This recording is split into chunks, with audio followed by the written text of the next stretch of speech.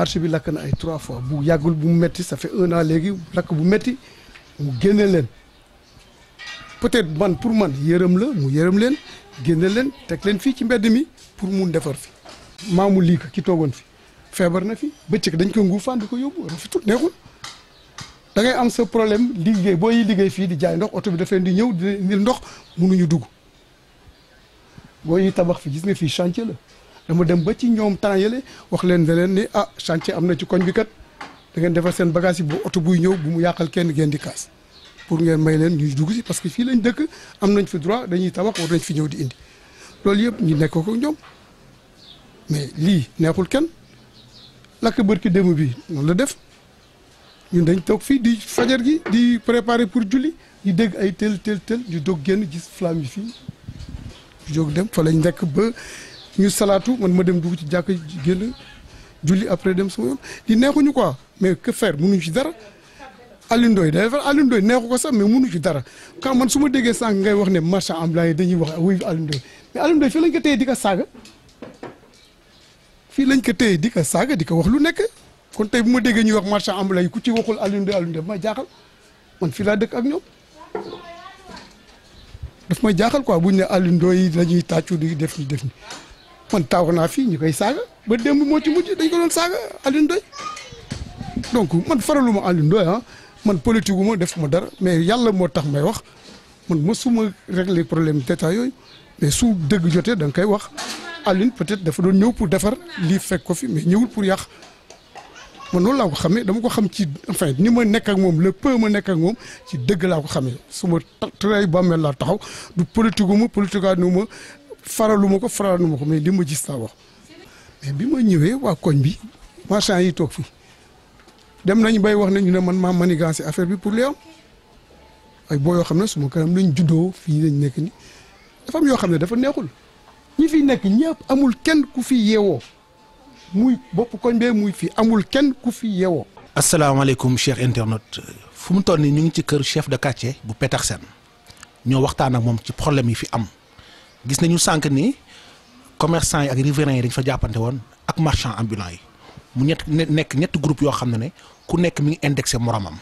asalaamaaleykum papa na nga def. sant yàlla bu baax di leen ziar bu baax di leen sant di leen nuyu bu baax ku ci nekk sa tur ak sa sant. yow yaay chef de quartier bi mën nañu ko considérer comme yaay riverain bi depuis ban année nga nekk fii ci Petersen. fii yàgg na lool léegi juddoo yaroo fi bu màggee fi j'aurai bientôt mes 70 ans incha allah dans un an.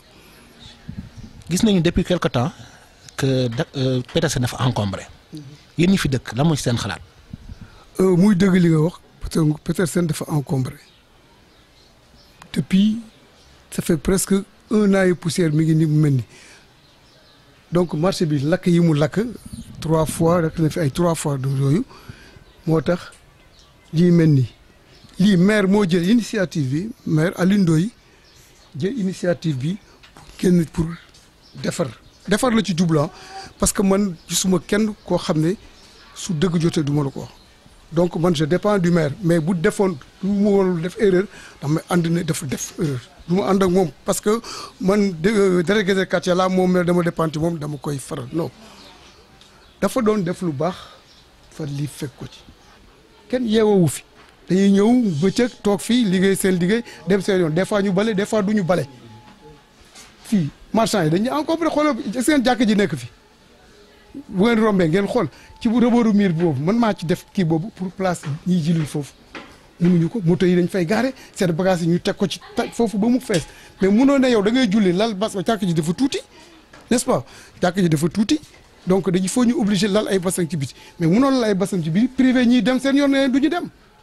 yow julli sa julli ñiy dem rek seen problème ñu dem rek seen problème mais mënuñu ko basang bi dañ ko lal ci longueur bi léegi ci largeur bi lañ koy lal pour rien neexuñu maag imam dem nañ commissariat à maintes reprises pour wax ko ñu dimbalañ ci loolu mais bu ngeen génnoon ngeen xool bagage yi foofu il a fallu que maire moo fi jaar samedi ba lay passé moo tax bagage yi ñu xaw ko yëkkati pour yoon am pousse sax mun fi jàll. ñun ñi fi dëkk lii fi nekk neexuñu du ñun xam nga ñun fii dañ fi avant lii di fi am ñoom dañ fi nekkoon fii dañ fi nekkoon ci biir terrain bi di génn ñoo leen nañ dugg. ñu forcé leen ba ñu dugg mais n'empêche que dugg nañu mais ñi ngi ci biti di jaay du dëgg mais ñii day borom riverain yi dëkk fii seen boutique yi dafa dañu am ay boutique ci suuf dañ ko luy ay nit mais dem nañ ba nga xam ne pharmacie bi ak yi ci des mënuñu dugg si accès fi amuñu accès fii seen bagage dañuy wut pousse di fay ay 40 000 francs pour ñu pousse seen bagage yi ñëw dugg ci seen boutique oto yi leen daan indil yëpp mënatuñ ko loolu pour ngan la du marchand ambulant ñu ngi lal ci seen buntu boutique yi lan moo koy def. saa yi que mairie bi pour éviter yooyu doon am man pour moom su ma gis pour éviter loolu doon am moo tax mu jël leen di leen caser leen fii du dëgg mu caser leen fii mais man pour man boog su xamoon ne dama yaakaar ne su xalaatoon su xamoon ne lii dina am est-ce que dina ko def musiba bi am tey démb yàgg na fi marché disquette du xam nga ko nu mu mel tal la woon dañ fi doon jàll ñun ay 62 63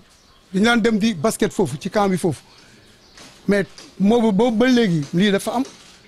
ci kan la lan nga mun def fii ñëw nañ fii di leen jël yëkkati fii xeer yi daw ak kii yi sànni xeer ay policiers yi ak fii lacrymogène daw mais marchand yi ñii kenn mënul leen dara pas ak mënul dara mais gis nga sénégalais moo mel noonu seetuñu xam lu ñu xam seen intérêt xam ñu daal dañuy jaay jaral nañu lu nekk fii la ñuy lal fii la ñuy def mais fii c'est une avenue ñoom xam nañ ne sax bu ñu leen fi tegee am na lu tax ñu tegoon leen fi pour cantine yi pare moo tax mun loo fexe ba ñii nga jëlee leen fi ci jàmm waxuñu boo leen doon jox lu nekk aussi lu leen neex la ñuy def ça il faut le reconnaître. mais léegi loolu lan mooy solution bi. non man gis nga man pour man dama ci lu woon jóg sax di dem ay police ay affaires yooyu du ma xamul lii bu ko yàlla dindee dina deñ kenn man foofu laa koy wékk yàlla bu ko dindee dina deñ te incha allah man gëm naa ne lii dina deñ ci kattanu borom bi dina deñ man xam naa loolu.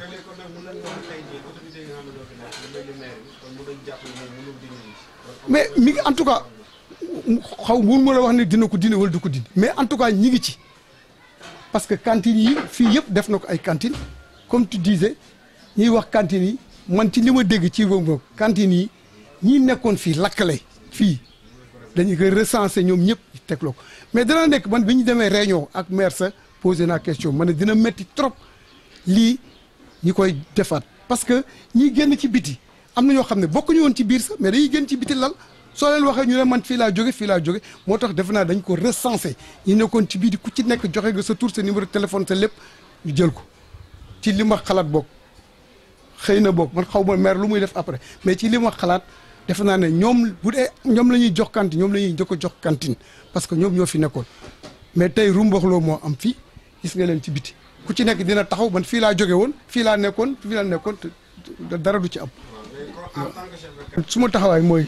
jóg def ci lu mu mun def man suñu waa kër jóg nañu dem nañ fekke yooyu defar fekke man ñi yaa ngi kaas di wax di lii même pour man sama xalaat coup de circuit moo ko indi ba lii am parce que branchement yi moo normalul dañuy jël fil yi baaxuñu dafa am fil yi dafa am yoo xam ne li ñuy yóbbu dañ koy calé mais doo jël fii rek teg ko rek jël ay lampe xoolal toute une longueur nga def ci ay lampe bëccëg lampe yi day tàkk bëccëg day tàkk guddi nga bàyyi ko noonu mais fil bi en un moment donné li muy conduire dafay bari du ko attan day am coup de circuit mu lakk te bi ñu génnee di def ay fil lañ gis muy tàkk bi mu amee. ñoom ñuy wax Alioune Ndoye moo dooleel Alioune moo fi te lu tax bon démb ndiraan bi ba léegi mi ngi évacuer affaire yëpp du gis ngeen nu mu leer oto yaa ngi daw soo leen fi Alioune Ndoye dooleeloon kon daf leen fi mais je sais que boo leen fi teg parce que li mu doon wax la daf leen fiy teg pour ñi defar lii ñi casé leen di jóge fi far mu ñoom ñu dégg naa commencé nañ ko ñu ne nañ ko arrêté travaux yi parce que problème marché Sandaga moo taxoon ñu arrêté travaux yi lu yàgg dawul ci temps yi la commencé woon dem mais mi ngi avancé mi ngi progressé vraiment mi ngi progressé bu baax ñii nag nekkal à ma place nga yor sa kër foofu ñi lal sa buntu kër doo mun dugg doo mun génn ñi nga luyee say boutique am seen i bagage ñi ko war di indi dootu jugu mun tey fii ñu bari daw nañu fii borom pharmacie bi toog nañu réunion mu toog di ko wax kanamu Alioune Ndoye mu waxoo ne ko vraiment te boobu bi mu koy wax il a raison mais maire dafa comment ne ko tu as parfaitement raison mais may leen ma rek léegi mu jeex bon di ñaan yàlla rek quoi parce que man loolu ci loolu laay dox ci jàmm laay dox nañ ñaan yàlla lii yàlla apaiser ko ci jàmm ak salaam bu deret tuuru bu fi am dee bu mu fi am parce que man loolu laa doon éviter dama yor famille damay jàppante ak ay booy fii des fois mais damay bañ ñu yëg ko sax parce que dama ay doom yu góor laa yor dañ ko yëgee dinañ génn rayante fii ñu ne délégué de quartier bi moo fi def yii moom mi war a defar moom moo yàq ma dama koy éviter moo tax mais lii ku nekk xam ne neexul kenn wax dëgg yàlla toute une avenue ñu tëj. mais après li ñuy wax daal mooy yàlla nañ fi yàlla taxawu ba lii jóge fi ci jàmm ak salaam bu fi dara bu dara tuuru bu dee am ñun loolu la ñuy ñaan yàlla waaw te yàlla nag lu jot yomb dina ko def ci kattanu borom bi man du ma ci def doole parce que lu ñuy waxe soo mënul faj ak sa doole nga faj ak sa làmmiñ soo mënul faj ak sa làmmiñ nga faj ak sa xol soo ko mënul da ngay teg lépp ci loxo yàlla mu ñëw parce que yàlla moo jiitu mooy mujj moo tax ñu bàyyi lépp ci loxo yàlla waaw. sant non lii moom vraiment ñu dafa su fekkoon ne chaque fois mun na am sa par semaine ngeen ñëw wër gis ak li am ngeen ñëw jàll waxaat encore nit ñi wax mais dafay gën a ñaax nit ñi quoi dafay gën a ñaax nit ñi man bu ma sañoon bokk chaque mois wala chaque bu ngeen ko mënee wala ñooy def tur xool koñ bi ak nu mu demee wax bi yëpp ngeen ñëw ku ci dëkk caat di délégué yi ku nekk wax sa xalaat ñu jéem seet ku ci nekk looy defar ak loolu looy dindi ak loolu dindi mais lii moom àlla kulli àllu rafet la maa leen koy gërëmee di leen ko santé di ñaan yàlla seen kii bi yàlla na jëm kaw yàlla dem ba kawe yow ba yéen bu ngeen di wàcc di sonn si ci escalier yi ndax kii yam waaw yàlla na ko yàlla def ci bijee si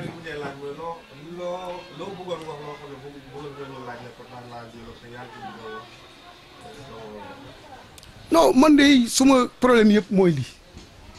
vraiment lii ngeen moo doon wax yëpp boo ngeen moo bu laajul woon sax dinaa leen ko wax mooy lii suñu problème bii daal assainissement gis nga mooy lii environnement bi zéro dara baaxu ci gis nga yéen ñëpp ñoo ko gis voilà. jërëjëf cher internaute comme ni nga ko gisee ñu nekkoon ak chef de quartier bu Petersen wax na ci problème yi jafe-jafe yi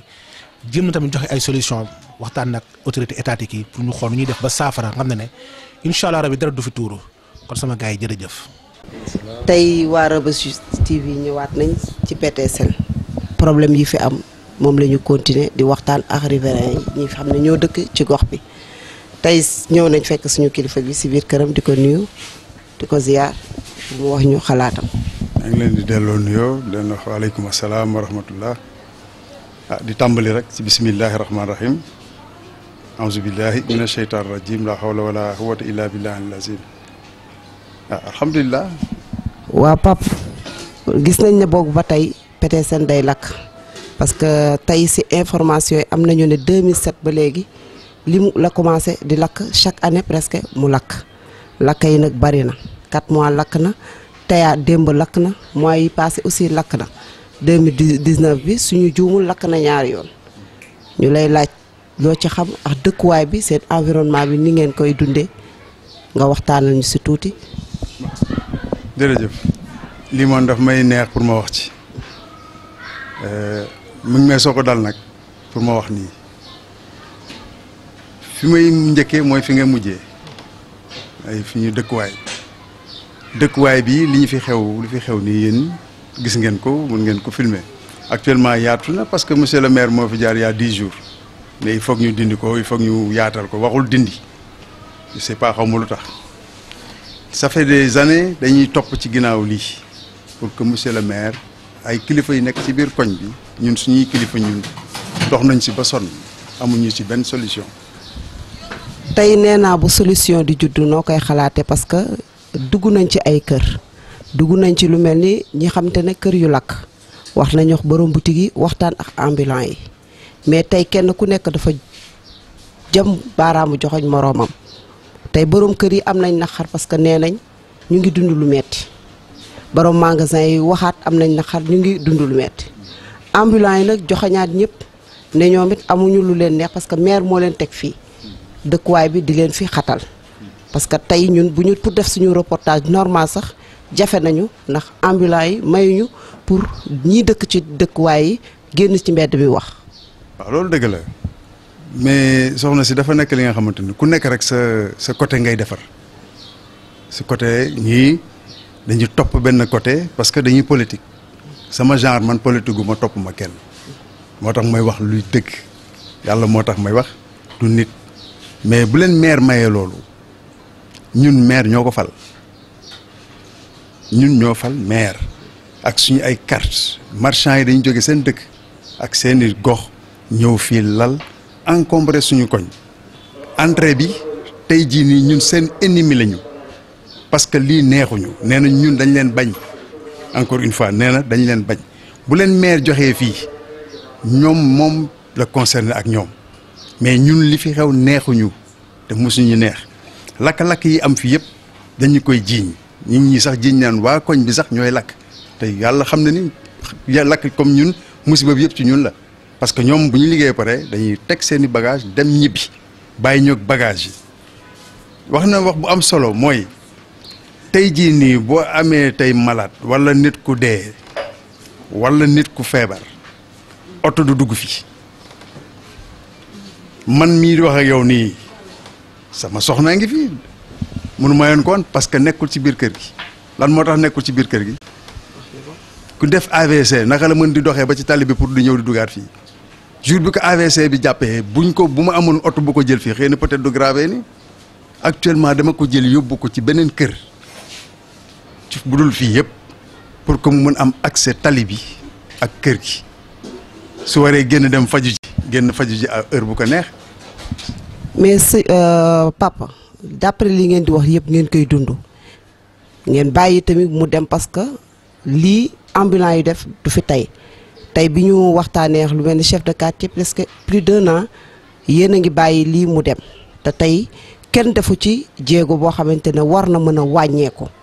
ak tey lan ngeen di mën a wax ki xamante ne tey moo yor environnement bi war a mën a protéger population bi lan ngeen koy wax parce que dafa mel ni dañu xaw a sàggane pour wax suñu jiit li fi xew. waaw ku mel comme yéen ci yeneen kër daan nañ ñëw fii li ngeen def ni mosuñu ko def non mosuñu ko def dañ daan dem toog ci ñi nga xamante ni ñun ñoo opposé wu ak ñoom ñu laaj leen ñu wax leen donc ñoom ambulants yi tey boo leen laajee li leen neex ñoom wala boog li ñu bëgg ñoom lañ leen di wax mais ñun soo ñu laajee ñun dugg ci biir kër yi laaj peut-être ku politique wul parce que man damay wax ñaari kaddu daf fii am ñii politique ak ñu politique wul booy politique ànd ak ki nga xamante ni mooy politicien bi ngay défendre li ko neex ngay wax non c'est-à-dire man noonu laa gisee man ànduma ak kenn damay wax li nga xamante ne loolu laay dund réalité yu am ci biir koñ bi. bon ñun bokk nañ gis-gis ndax ñu nit politique gu. waaw justement moo tax ma ne la moo tax ngeen sañ def li ngeen di def lii mi ngi soog a am yàgg nañ ko wax ça fait des années nit yi boo ñëwee tey problème am da ngay dugg da ngay dem ci ñaari camp yëpp ñun sonnaluñu kenn tooñuñu kenn am nañu droit suñu kër ñun ñoo ko moom ñu dëkk fa war nañu mën a am droit nag génn librement dugg librement. xaw ma ndax dégg ngeen ko ci biir koñ bi nit wasin na jóge hôpital ñoo war a dugg fii taxi bi mënul dugg parce que du war a dugg laal bagage boo fi laal tu pay te nga dëkk sa biir kër amuloo droit def loolu. waa léegi loolu bu amee yéen am na fu leen yoon war a mën a teg parce que war ngeen mën a porter plainte boo xamante ne non ngeen xawal fi ngeen war a jaar ngeen jaar fa parce que lu mel ni pharmacie il paraît que aussi pour ñu def ko livrer ko ay garabam yombul. waaw xam nga yoon. gën mën a xam Sénégal c'est-à-dire dama tax dama ne lii dafa grave parce que suñu doon wax rek naa la wax lu gën a grave parce que lii day dem bàyyi ma rek ma continuer parce que buñ ne dañu war a def nañu soxna si. papa tey bii yoon dañu bëgg a changer parce que ñun ay doomu Ndakaaru lañ parce que lii la naqari xëy na naqari nañu bari moo tax tey li waaye mën a wax pour loo xamante ne lii jóge fii parce que environnement bi la ñu wax tey dañu jug pour ñu wax lii xew. tey boo leen nëbbee leen na wala rus leen a wax leen na wala bañ ñu dégg leen na est-ce que lii du continuer. non nëbb amu fi. kon nag waxal li waxal. non c'est-à-dire dama bëgg wax nii. nëbb amu fi. j'accepte pour ma wax ak yéen je ne l'ai jamais fait. xamuloo ma nag moo tax. xëy na boo duggoon biir Rebeuss soo laajtee kan mooy Libaas man maay Libaas. fii laa juddoo fii laa màggee. Dakar Plateau dafa nekk li nga xamante ni. ku fi juddoo màggee fi. soit sa rakk wala sa mag dana la xam wala nga xam ko soo leen bokkul école bokk ngeen milieu sport boo xamul loolu réalité yi am Dakar Plateau mënuloo ko defar dafa am yëf yi nga xamante ni li ma la wax nii ñun suñu problème numéro 1 mooy suñu accès bii ñu tëj mënuñu si dara xam nga tax mënuñu si dara parce que ñun taluñu xeex rayante. Combien de temps biñ ko tëjee. Ça fait longtemps, ça fait des années. Des années. Des années dem nañu fi ñu war a dem ñun fan lañu war a dem ñun par exemple ñun. waaw boobu ba tey yéen a ngi koy def te boobu ba tey it seen maire mu ngi continuer di def est-ce que amul yeneen. amatuma lu ma koy wax parce que xam na lépp lu si war su ko defulee parce que moom la neex. cantine yi mu def fii. cantine yi mu def fii en tant que maire Dakar Plateau boo juddoo fi màggee fi ngay tëj avenue waxuma la de avenue laa la wax parce que avenue kii Petersen avenue la bien que gàtt na ndaw na mais avenue la. ñëpp xam nañu Petersen trafic am lan la woon nga xëy ñëw tëj ko parce que da nga bëgg defal nit yenn nit yi li leen neex ñoom yi nga xamante ni dëkkuñu fi sax benn côté dëkkuñu fi parce que marchand yi amul kenn ko fi yeewoo bu dara xewee fii par exemple lakk bi démb maa ngi ak ay yëf sama portable maa ngi ak ay yëf ñi ma ko war a wan naa leen ko ana jour moment boobu benn marchand nekk fi yenn nit yi fi nekk yenn gardien yu xam seen numéro ñoo woo ñeneen ñi pour ñu daw ñëw bu lakk di am ñun suñu kër yi ñooy lakk Petersen lakk yi nga doon wax fii la daan am fii ci ginnaaw la daan am fii wax nañ fi lu ne lii lañ fiy def lii lañ fiy def lii lañ fiy def mais ñun su fekkee ni kilifteef rek la monsieur le maire mooy suñu kilifa mais suñu kilifa ñun ci biir kër yi dem nañu wax nañu pendant des années ak moom lu ko neex lay def lu ko neexul du ko def man sama gis-gis man waxuma pour ñëpp de mais man sama gis-gis parce que man damay gàddu samay responsabilité am na ñi nga xamante boo duggee ci yenn kër yi tamit mën nañ la bañ a wax li may wax man parce que man faraluma kenn man sama gox laa yëg tey jii soo woote woon Dakar Plateau tey dara kenn du ma si jiitu mais bu amee lenn lu jóge ci mbirum yooyu noonu bokkuma. bon tey boo déggee boo ñu gisee dañuy ñëw ndax pour mën a am accessibilité di génn ak a dugg tey nag ñu koy laaj dernier mot ci lu muy wax pour maire mën si mën a jug kii xam te ne mooy kilifa Dakar Plateau muy monsieur Alioune Ndoye lan moo ciy xalaatam parce que ñii ñoo dëkk ci gox bi nee nañ parce que tey ambulants yi xamante ne moom la ñu dooleel parce que tey mayuñu sax ñun tey lu ñu defee suñu reportage normal wax suñu wax parce que nee nañ képp ku waxeewul ci baatu Alioune Ndoye duñ la déglu te ñii ñoo dëkk ci dëkkuwaay bi léegi ñuy laaj suñu monsieur le maire lan la ciy xalaat moom it parce que ñii tamit ñoo dëkk seen dëkkuwaay sëñ bi ëpp nga tàggatu te ba pare nga wax lan ngay wax monsieur le maire. pour lii alhamdulilah nañuy sant yàlla rek. dafa am benn yëf bi nga xam nga baal ma eggali si foofu rek. yàlla lu mu nar. jàmm bi mënu si dara. ñun suñu quartier bii suñu koñ bii dafa ndaw amuñu pour di jàmmarloo ak ñii ñoo ñu ëpp fop doole bi ñu yaakaaroon ni yàlla jox nañu ko mooy suñu moom àndul ak ñun. mooy le monsieur le maire. Alioune Ndoye waaw moo leen dooleel parce que tey jii bu ko neexoon tey bi mu nee fii bu benn table démb bu benn table bu mu fi tegwaat benn table tegwaat fi bi fi table yi tegoo pendant 1 an et quelque moom la parce que ambulants yi nee nañu moom moo leen jox autorisation. loolu wax nañ ko fi benn yoon di ñaari yoon mais nombre de mois yi mu joxe woon ëpp na kenn xamul mais su fekkente ne ni Dakar Plateau moo ko ñor ak ñi ko fal bu ñu amee lu leen naqari war na si mën taxaw te ñun xamuñu feneen mais ñun lii mooy suñu problème mën a duggaat suñu koñ comme ni ñu ko bëggee suñu amee suñu ay nit yor oto du ñu seet ñu ñëw dugg nu ñu leen neexee génn nu mu leen neexee man mii di wax ak yow tey ku ma xam yor oto dama naan la bàyyil ba guddi soo may seet ñu dem nga mën a ñëw actuellement nii dugg fi yomb sa yàlla moo tax ñuy wax mais tey ji ñun li ñu koy ñaan mooy ni mu def démb ba avenue Petersen bii table yi fi nekkoon yëpp deñ lañ koy ñaan mu defal ñu ko suñu biir suñu buntu koñ bii wasalaam suñ ko mënee am. jërëjëf Pape. Reubeuss TV suñu kër la. xam nga ñun Dakar Plateau la ñu am moom la ñu bëgg moom la ñu xam.